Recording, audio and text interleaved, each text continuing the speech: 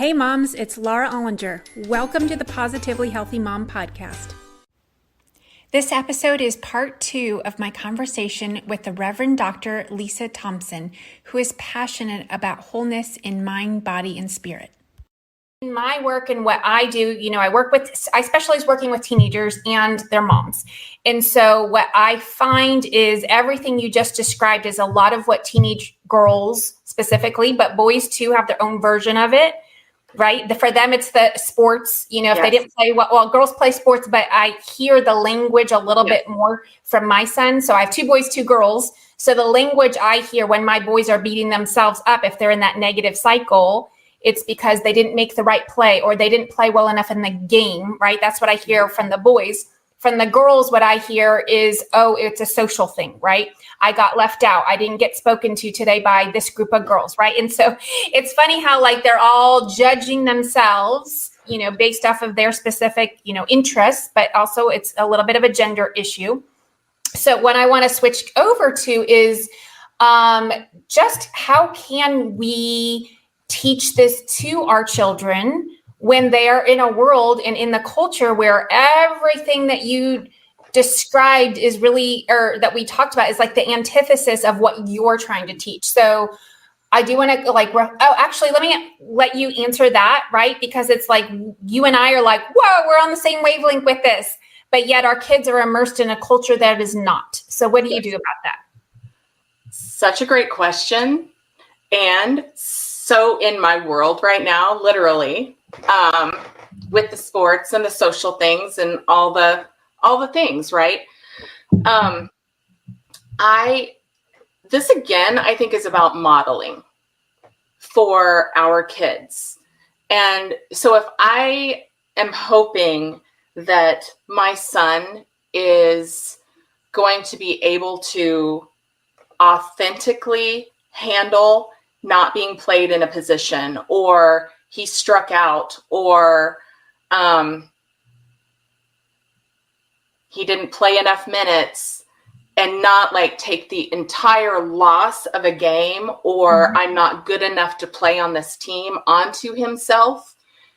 The words that I say on the way to the game, at the house, preparing, whatever, are really, really important. Because I can't pump him up you are, the whole game rests on you. You can't make a mistake. All of this stuff. I can't say that and then be like, you did your best, buddy, afterwards. It's totally contradictory, right? So the message that I offer throughout, his being, I guess, whether we're watching games or he's on his way to the game or we're watching other people and supporting them, it has to be consistent for times after to be taken seriously. And so your authenticity and how you approach it is going to come through and reflect, right? So, and it's tricky because there's so many pieces to it. So I try to go into before game time, you do your best. And if that means you strike out, that's okay. You swung for the ball, If you didn't make that play isn't what made your team lose, because the reality is it is a team and everyone on that field or that court has an opportunity to make a shot and miss shots. Now, remember your favorite player, Zane, does he have stats where he's ever missed a shot or struck out or made an error? Do you know of any perfect athlete? Then how, as a 10-year-old, would you expect, and this is where it comes into the humility and the humbling part again, why are you expecting yourself to be perfect? Do you still love that athlete? Do you still want to watch that athlete play? You're learning from them, and you have an opportunity in all of those games to say, okay, that didn't work like I wanted it to. What's next? Because if I stay in that space, and I know you agree with me on this, but if just even as adults, when we get really anxious about things and just riled up and are in our minds, we can feel it in our bodies, right? Now imagine we're expected to then step back up to the plate or get ready for the next play. Like if it's taking over, like we're not going to be able to play our best as who we are in our wholeness, like our mind. And this is where the body, mind, spirit balance is really important. We're letting our mind rule and speak to our body in a way that's like a word that my daughters and I use, confuzzling, right? It's just like, this doesn't make any sense. You're not doing good for it. And this blows my mind, but it's very prevalent in the world. Like, well, if you talk down to yourself, you're going to get pumped up and ready to go. I'm like, I have not experienced that for myself. Like, it doesn't normally work that way. When I talk down to myself, I don't then get into a better headspace and a better space physically. But for some reason, I think I'm doing what society told me I'm supposed to do and showing everyone that I'm upset about what I've done. And so, I don't know. I just think that's such a challenge. Yeah. What we do as adults, whether we're playing sports or participating in things that we like, playing games, playing cards, like how do we react? And it has to be consistent with the message that we are sharing with our kids. And so it's going to be a challenge if it's not. It's true. I love your theme there of consistency because I'm not going to get the expression right, but you'll get the meaning. So I have two, friends and mentors that I follow named Kay and Shy, and they have this expression that says, when you squeeze an orange, whatever's inside of it will come out. So if there's orange juice inside of it, orange juice will come out, right? And so it's like when you're under pressure, whatever's inside of you will come out. And so that's why I am doing, like, that is the crux of why I'm doing this show, The Positively Healthy Mom, because it's all about getting healthy within ourselves as moms so that when we are squeezed, which is every single day, then what comes out is what we want to come out and what we want to model for our kids. It's the things we do want, not the things we don't, right? Yes. And so I loved kind of your analogies about, how you talk to your son about sports and about the plays and if things didn't go right, and so one thing I would add to that, which I'm sure you have, is, always what did you learn from that experience? Oh, yeah. That's a question I always ask my clients because they'll come with me with lots of stories of things that are terrible. And I say, well, what is good about this experience? And inevitably they'll find something. Sometimes it takes them a while.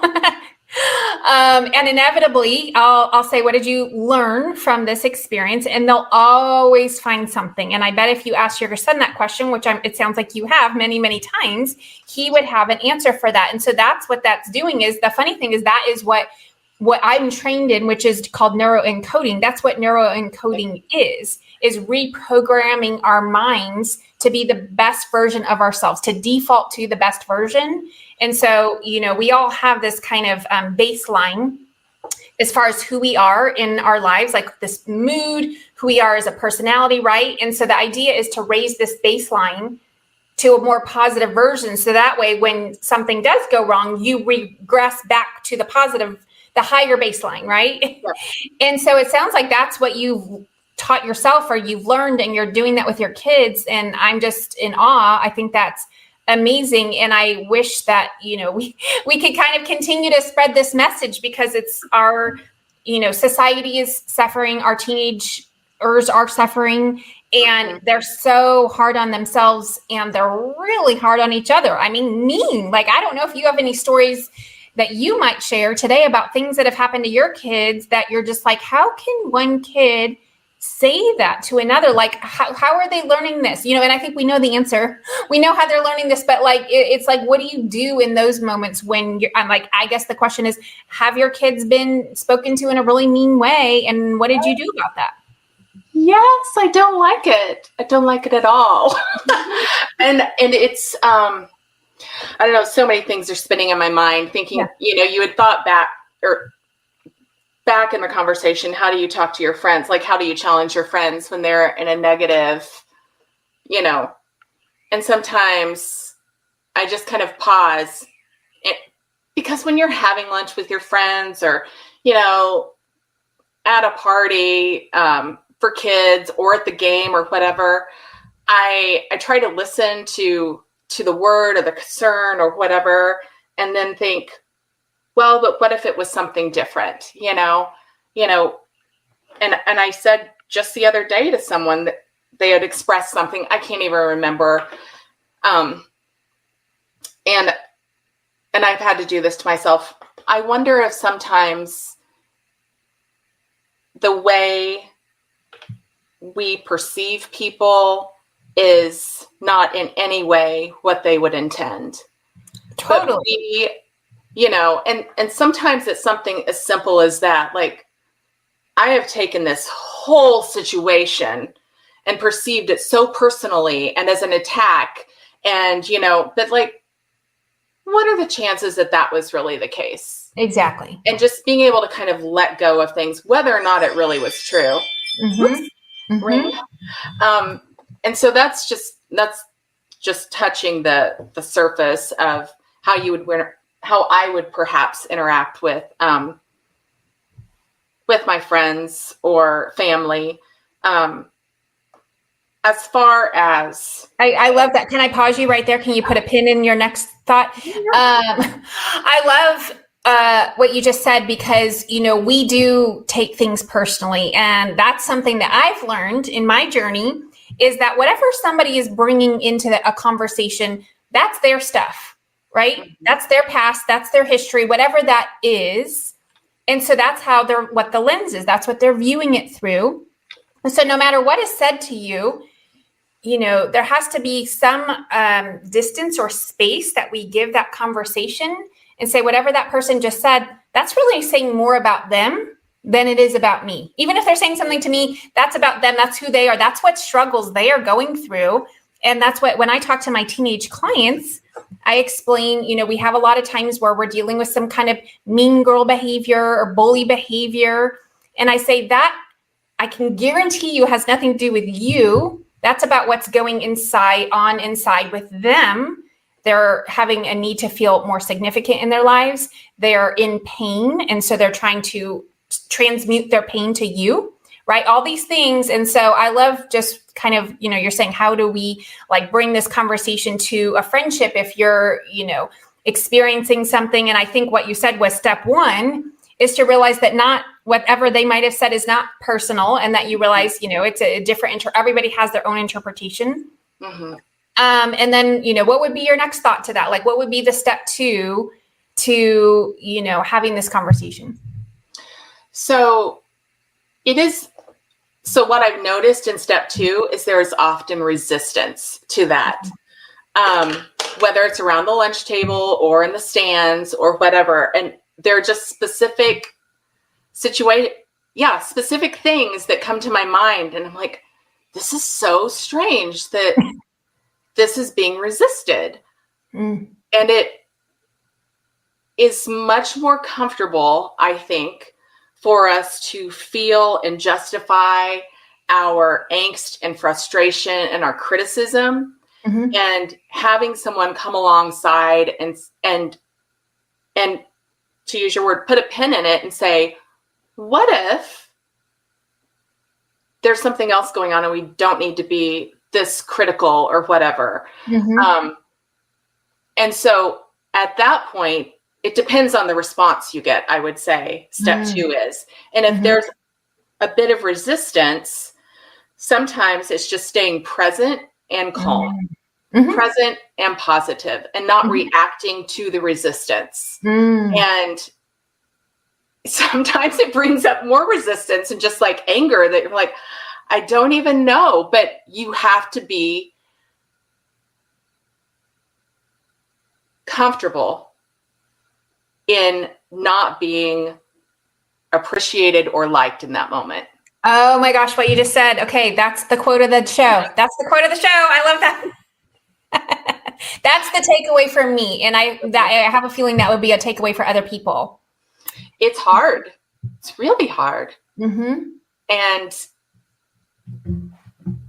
you model that not only for the other adults that are around, but you model that for the kids that are in the stands or the kids that are at the playground or whatever with you, like you continue to be that model. The minute you fall into the long side with the complaining and the critiquing, and that your authority to be that alternative voice is compromised. So part of like how to deal with the bullying, I would say this kind of leads into that, is what have my girls seen me do? And it has to be authentic. They don't see a perfect mom, right? Like they see me get frustrated. They see me get upset. I am honest with them when I have reached my limits. I've reached my limit this morning with one of my girls, and she just, wanted to exchange some clothes. I'm like, I am setting a boundary. We are not doing everything you want to do the moment you want to do it. I actually have things going on in a day as well. It was just like, this is me too. I have a life. I have feelings and emotions, and I have energy, and I have lack of energy. And I probably wasn't as calm as I could be when I shared all of that with her. Right. And I was able to then say, I wasn't as calm as I could be, in different terms, but to be humble and to say, that wasn't awesome how that went down. I love you. This would have helped me to have that conversation with you. Like I wasn't ready to perfectly manage every demand as a mother of this household today, because I expended so much energy yesterday in the heat and whatever. Like I didn't have all of my stuff together, and that's okay. Like, I think that's okay. And I think kids need to be able to see that. Totally. And so when we are authentic in those moments of how we deal with stress, it's important, because then they're also going to see us be authentic when, again, parents are talking. Parents talk a lot around kids. I've noticed, like, it is excessive, the amount of talking, like whether it is, just parents of their own children or other people's parents talking around other people's kids. There's so much information for these kids to feel out and decide what to take with them. They're being influenced in so many ways, right? So what does my mom do when that's happening? Is she participating? Is she diffusing it? Is she, what does my dad do? And what is their energy in this space? And so that teaches our kids more than any, let's sit down and talk about bullying. And I didn't realize, because of course we do that, right?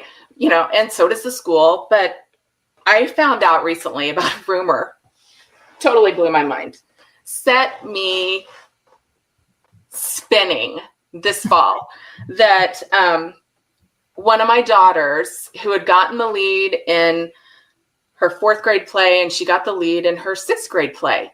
And there was a rumor going around last spring that like we had paid for her to get that position. And I can smile about it now, but I was not smiling. Like my heart started racing. I'm like, what does that say about these people, how they perceive us as parents, that is what we would do?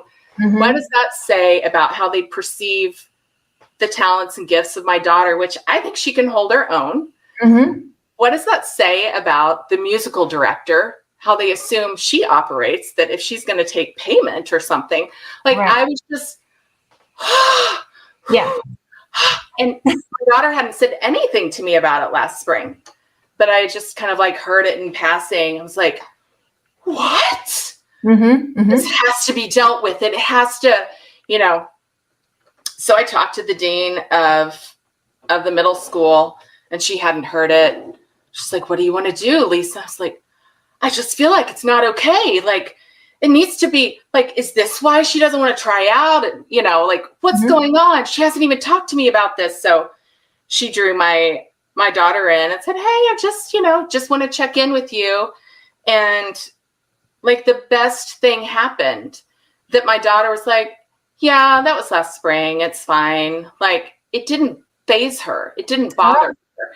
It didn't have the ability to penetrate her concept of self and of worth and of being. And I just, like, in that moment, like, realized where all of my angst was she's going to think she's not good enough, that like we have to pay for her, or like, and that's not it at all. Right. But she didn't go to that place where she thought she wasn't good enough. And I was just so thankful, because that's not what any of us want for our children ever. Right. We don't want them to feel less than good enough and worthy. And so, like, my initial reaction was like, we've got to shut this down. I want to address it with everyone. Like, I should have an assembly. I'm going to speak to us all. And you're going full on tiger mama mode. Yep. I know the feeling. And it's best that didn't happen, Yeah. But I thought there's something along the way that has allowed her to experience that. And my older daughter too, she's experienced some not awesome things. And she's able to handle it. And, I check in. How is your heart feeling? I love that question. Yeah. How does your heart feel about this? Like, there was a big group of girls that went to homecoming with their dates together, and she was not invited. And there are not that many girls in the grade. Like, how are you doing? I'm fine. It's like, oh, good. Good. Okay. I'm so glad, because like, I think sometimes we have a tendency to like relive our teenage years and our angst, and she's not reliving it for me. So that is good, that she's confident in being who she is, which is beautiful and awesome, and she's not everyone's person, and she's okay with that. Where I'm like, we should be everyone's, like, it should all work. And that's how we're comfortable, and all the things. But like, reality is that's just not, like, we're in the same sorority and we reconnected and everything. But I wasn't best friends with 140 girls. Right. You know? Yeah. And that's okay. We have our people that we connect with, and being confident in that, and not thinking I am not enough because I don't connect with everyone. And again, it just goes back to modeling. Like, that's how are we doing life? How are we participating? What are our words about our relationships? And when we see other people, are we critiquing others just because they're different? Or are we pointing things out? Like, I really like how they did this. That was beautiful. Or, I don't know. I just went so many trails. Yeah, no, I love it. So the first point I wanted to highlight that you said was all about authenticity. And I love that. I absolutely love it for so many reasons. First of all, it's just real, right? The thing is, I teach a lot of kind of emotional regulation to parents, and it's so important to kind of be regulated. And it's impossible to be regulated 100% of the time, nor do I even think that's a good idea, because our kids don't have that skill yet, the high level of emotional regulation that adults are capable of. And so we want to model those times when we are facing adversity or challenges, how we're dealing with that. And what I always say is, a lot of people, they're very averse to conflict, especially conflict with a spouse, conflict with a teenager, right? It freaks them out. And that's probably something from their childhood that they're projecting onto that relationship. They think conflict is just inherently bad. And what I say is conflict is a teaching moment, right? It's on so many levels on how to repair. Like, I specialize kind of in the repair part of the conflict. So you did wonderfully this morning. You know, I am not taking these clothes back today because I have my own life, And then you said later, you know, or whenever, I'm sorry, maybe I didn't handle that perfectly. And guess what? That's okay, because you're human and you're modeling, right, how to feel our feelings, and you're not blocking them. Right. The last thing we want to do is walk around like being disconnected. Like your whole, you know, philosophy is wholeness, mind, body, and spirit. And it's connecting, you know, the head to the heart and the heart to the spirit, right? It's all connected. So I loved that part. And then the next part about modeling, which is huge. That's probably why your daughter did so well with not being invited into that big homecoming group, because you've been modeling this her whole life. She's used to, and your other daughter with the situation with the play, right? She's okay with that. She's like, oh, that was last year. I'm fine. And it's almost like you're kind of surprised, like, wow, my girls are amazing. And you're like, oh, you're like, it's working, right? I've been teaching them this their whole lives and it's working. And so that's something to celebrate. I just want to, you know, say how I think you're just spectacular. And even here in the comments, somebody's saying, Lisa is one of my role models as a mother. You are amazing with your words. And there's some other heart emojis. And it's just so fun to see that, you know, people see you, they value you, and they're listening to you as a leader. And, you know, that's why I wanted to have you on the show, because I'm like, oh my gosh, you've got so much wisdom and I want to share it. So I'm so, you know, just excited and blessed that you were able to, you know, be part of this and have this conversation. So is there anything else, you know, where we're running a little low on time? Like, what would be like one, you know, I know we talked about a lot, but like, what would be the one piece of advice or wisdom if people forgot everything else we said? What would be the one thing that you would want to encourage people to walk away with? I think whether or not you can believe it yet is to tell yourself that you are worthy, because having that kind of language, it takes practice. Because there's a society that is super excited to tell us we are not worthy. And here's why. And here's what you need to buy to make yourself worthy. Or here's what you need to do or consume. And so just to have that concept, that quick phrase that you are worthy, you are worth it, even if you aren't there yet, is a start. And to be able to say that to yourself is important before you can really offer that to other people in a way of wholeness. Because just telling someone else that doesn't, as a gift to another person, is nice and kind, but like the depth that's offered when you actually believe it of yourself before you offer it to another person changes it in ways that I don't think you can, you know, pinpoint exactly, but I think it gives it authority that, I call it a vibe. Okay. Well, that's the thing, right? The vibe. Off a vibe, right? And I have a mentor that says, physician, heal thyself. Yes. So as a coach and mentor, I am obligated morally and ethically to heal myself, so therefore I can be a better version of myself for others, for my own kids, but for my clients, right? And so I have to go through everything I ever talk to my clients about. I've gone through that. I've been through that. I've gone through that thought process. I figured it out. I figured out how to be a better, you know, think of it in a better way. Think of myself with more worth, with more confidence, whatever that might be, whatever the topic is. So I think that's awesome. So whether you believe it or not, is what you said, to start saying that you are worthy, and eventually you'll believe yourself. That's the hope, right? I mean, I just feel like the inner dialogue is always how we're not enough, what we need to do better, always a critique. That's so common. Especially with moms. That's what moms do. I'm not doing good enough. I mean, I even wanted to ask and it's still a challenge, even though it's in my vocabulary. I still wanted to ask my daughter this morning, like, you want to tell me how I'm just the worst mom? I didn't. Stopped myself. But, you know, we just can't do everything perfectly, and that's okay.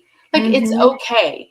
We can still be worthy being human beings. Like, it's just just starting that practice of offering blessing in our vocabulary to self is hard enough, but like that's the start. And then you go from there. I did want to show you something really fast. I know we're super short on time.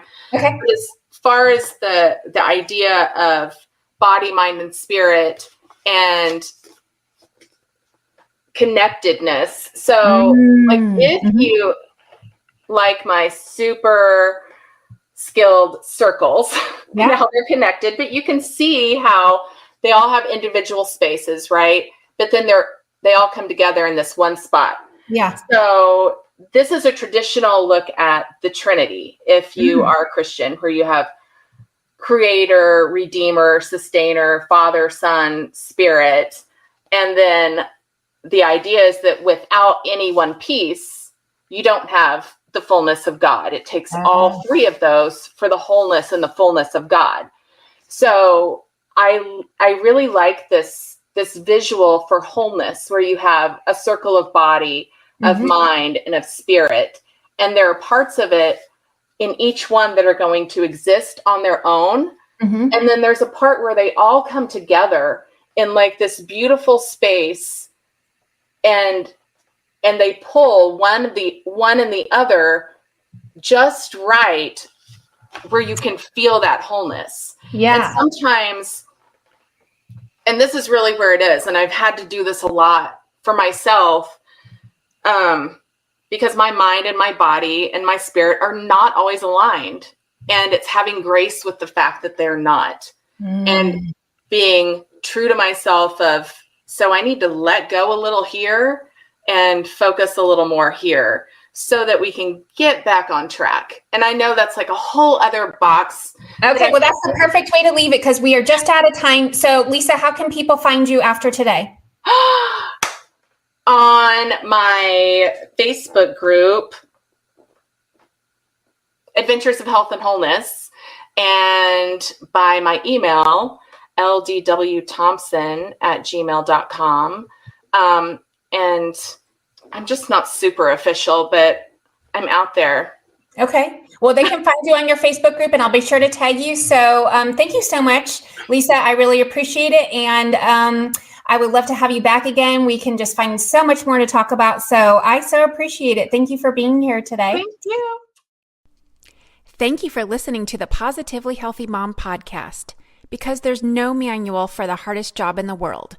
Don't forget to subscribe and share with your friends.